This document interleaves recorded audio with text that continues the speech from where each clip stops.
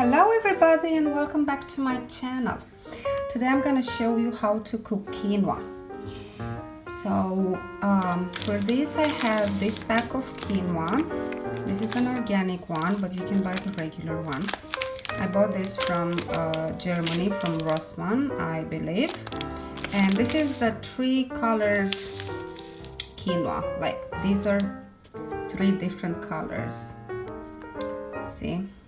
The tiny dark brown ones, the reddish color ones, and the white ones. You can find the simple regular white ones. All of it is really good. It's full of protein, and yeah, I'm gonna show you how to cook. So the secret of cooking quinoa is to toast the quinoa at first. So I have a cup of quinoa over here. I'm turning on my stove and I'm gonna pour it, and I'm gonna toast it until the quinoa starts popping. You'll hear some popping, just like when you cook popcorn. So I'm toasting the quinoa now. I keep on stirring so it doesn't burn.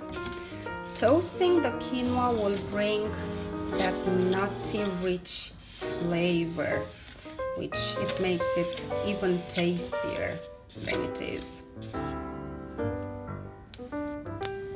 Not sure if you can hear it popping, but I think you could. It goes pop, pop, pop.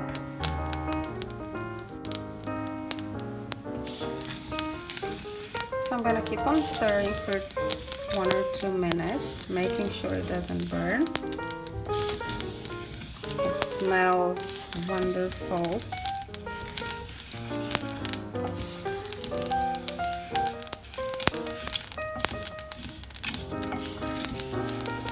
So I have toasted the quinoa, and now for each cup of quinoa you need to add 2 cups of water, or you can add vegetable broth, whatever you want. So I'm adding water.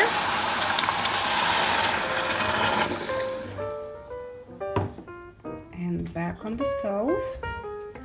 I'm gonna give it a little stir.